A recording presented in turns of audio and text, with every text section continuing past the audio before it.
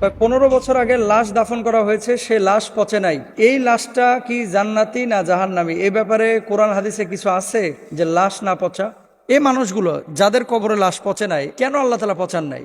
আমি দেখলাম যে ওনার কাফনটা পর্যন্ত পচে নাই। এই বিষয়টাকে কিভাবে ব্যাখ্যা করবেন? আমার বাবা বেনামাজির সাথে খানা পর্যন্ত খাইতো না, আমি সন্তান, আমার খানাও খাইতো না। বাকি যারা ছিল, যেমন আমার বাবা ছিল, আমার নানি ছিল, আমার ভাই ছিল, বোন ছিল, এখানে তাদের কোনো কিছু পাওয়া যায় না। ভেরি ভেরি ইম্পর্টেন্ট একটা বিষয়, এটা দেখেছি আমি, যমুনা টেলিভিশনে এটা নিউজও করেছে যে 15 বছর আগে লাশ দাফন করা হয়েছে, সেই চাচার লাশ কবর থেকে উঠানো হয়েছে, ওই যে গ্যাস লাইনের কাজ চলতেছিল, এই জন্য কবর স্থানান্তরিত করার প্রয়োজন, এটা জায়েজ আছে। কোনো কারণে যদি আপনার কবর চেঞ্জ করতে হয়, তাহলে ওই কবরের মুর্দা সহ বা হাড়গোড় সহ আরেক জায়গায় স্থানান্তরিত করতে হয়, এটা ইসলামের শরীয়তে জায়েজ আছে ক্ষেত্র বিশেষে, তবে অবশ্যই আলেম ওলামার সাথে পরামর্শ করে নেবেন। আচ্ছা, আমি দেখলাম যে ওনার কাফনটা পর্যন্ত পচে নাই, এই বিষয়টাকে কিভাবে ব্যাখ্যা করবেন? তাই না? আমি অবাক হই যে এই ধরনের ঘটনাগুলো ঘটার পরেও অনেক অমুসলিম তারা এখনো ইসলামের ব্যাপারে সন্দেহ পোষণ করে যে ইসলাম সত্য কিনা। সাহাবী রিদওয়ানুল্লাহি আনহুম আজমাইন যারা শহীদ হয়েছেন, পরবর্তীতে এরকম কোন ঘটনা চক্রে যখন কবর খোঁড়া হয়েছে, কোদালের কোপ নাকি শরীরে লেগেছে এবং ফিনকি মেরে রক্ত বাইরে হয়ে গেছিল। 100 বছর পরে এরকম ঘটনা ঘটেছে, আল্লাহু আকবার। তো এরকম ঘটনা কিন্তু বাংলাদেশে নতুন না, এর আগেও অনেক জায়গায় হয়েছে, তারপরে আফগানিস্তানে হয়েছে, সৌদি আরবে দেখেছি হয়েছে, সোশ্যাল মাধ্যমে কিন্তু এগুলো দেখা যায়। তো বাম রাম ছাগলগুলো আবার এগুলো বিশ্বাস করে না, এদেরকে দেখাইলেও মনে করে যে মেডিসিন টেডিসিন মনে হয় দেওয়া টেওয়া আছে, এরকম কোনো কিছু আছে। দেখেন, ইমানের নূর আপনার ভিতরে তখন দিবে আল্লাহ সুবহানাহু ওয়া তাআলা যখন আপনার ইমান আনার জন্য বা হেদায়েতের জন্য ন্যূনতম চেষ্টা প্রচেষ্টা থাকবে।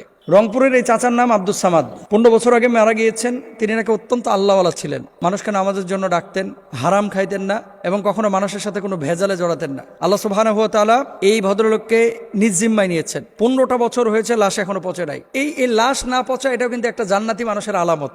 লাশ না পচা জান্নাতি মানুষের আলামত, কারণ মাটি মানুষের শরীরকে খেয়ে ফেলবে, এটাই স্বাভাবিক। আবার মাটি যদি কারো শরীরকে খেয়ে ফেলে, তাহলে সে মানুষটা জাহান্নামে চলে গেছে, এটা কিন্তু ভুল। কুরআনুল কারীমে কি বলে আল্লাহ সুবহানাহু ওয়া তাআলা, খেয়াল করেন, ওয়ালাকাদ কাররামনা বানি আদম, আমি বনি আদমকে সম্মানিত করে তৈরি করেছি, সৃষ্টি করেছি, আল্লাহ সুবহানাহু ওয়া তাআলা নিজে বলেছেন।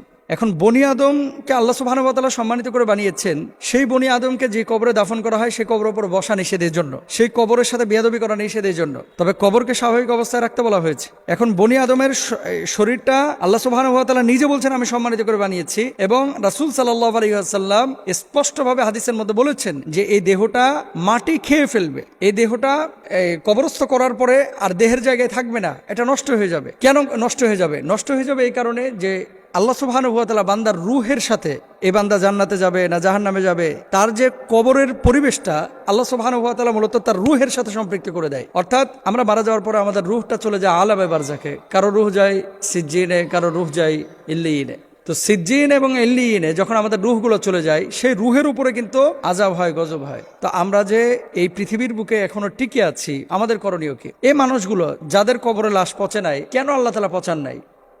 শুনেন, এই দুনিয়ার জিন্দেগিতে কেউ আছে ভিআইপি, কেউ আছে সিআইপি, কেউ আছে অতি সাধারণ ডিভাইডেড করা আছে, কিন্তু ভিআইপি সিআইপি এদের সম্মান আর আপনার আমার সম্মান সাধারণ মানুষের একরকম না।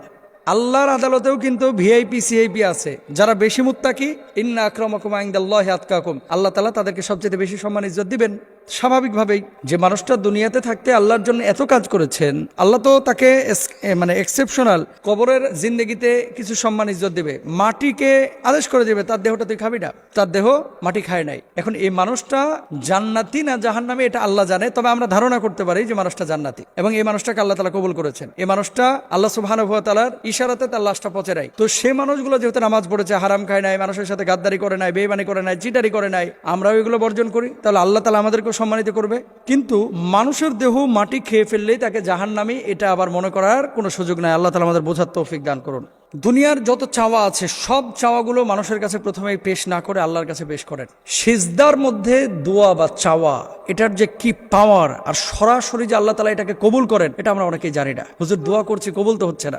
আল্লাহ তাআলা তখনই আপনার দোয়া কবুল করবে যখন আপনার জন্য এটা কল্যাণ করা হবে, কারণ ইন ফিউচার কি ঘটবে এটা তো আপনিও জানেন না, আমিও জানি না। রাত্রিবেলায় এটা যে কি মজা, কি স্বাদ, একটু শুরু করেন না, দেখেন বুঝতে পারবেন নিজেই। শেষ রাতে আল্লাহ সুবহানাহু ওয়া তাআলা নিজ আসমানে নেমে এসে বান্দাদেরকে ডাকেন, হাল মিন সাইলিন আনা মিন মুস্তাগফিরিন আলা কাদা হাত্তা মাতলুআল ফাজর। আছো কি কেউ? আমার কাছে চাও, আমি আল্লাহ সুবহানাহু ওয়া তাআলা তোমার সমস্ত প্রয়োজন মিটিয়ে দেব। আমি আল্লাহর কাছে বলো, আমি তোমার অসুস্থতাকে সুস্থতায় পরিণত করব। আমার কাছে বলো, তোমার সমস্ত প্রয়োজনগুলো আমি মিটিয়ে দেব। তুমি রিজকের সংকটে আছো, আমার কাছে বলো, আমি আল্লাহ তাআলা তোমার রিজকের সংকটকে দূরীভূত করে দেব। শেষ রাত্রে নামাজের মুসল্লাটা বিছিয়ে দিয়ে, জায়নামাজটা বিছিয়ে সবাই যখন পিন পতন নীরবতায় আছে, সিজদায় পড়ে যান। পৃথিবীর যত চাওয়া আছে, চাকরি হচ্ছে না, ভার্সিটিতে চান্স হচ্ছে না, ভালো কোনো ক্যারিয়ার আপনার কাছে এখনো ধরা দিচ্ছে না, ভালো কোনো রুটি রুজির ব্যবস্থা এখনো হচ্ছে না, সব চাওয়াগুলো আল্লাহর কাছে আপনি পেশ করেন। পৃথিবীর মানুষ আপনাকে ঠগাইতে পারে ভাই, আল্লাহ আপনাকে ঠগাবে না। যদি চাওয়ার মতো চাইতে পারেন, ডাকার মতো যদি ডাকতে পারেন, আল্লাহ সুবহানাহু ওয়া তাআলা আপনার ডাকে সাড়া দিবেন। তবে ডাকার মতো ডাকতে হবে। উদউনি আস্তাজিব লাকুম, আমাকে ডাকার মতো ডাকো, আমি আল্লাহ তোমাদের ডাকে সাড়া দিব। আসুন আল্লাহর কাছে সেজদা অবনত হয়ে আমরা বেশি বেশি দোয়া করি। আল্লাহ তৌফিক দান করুন।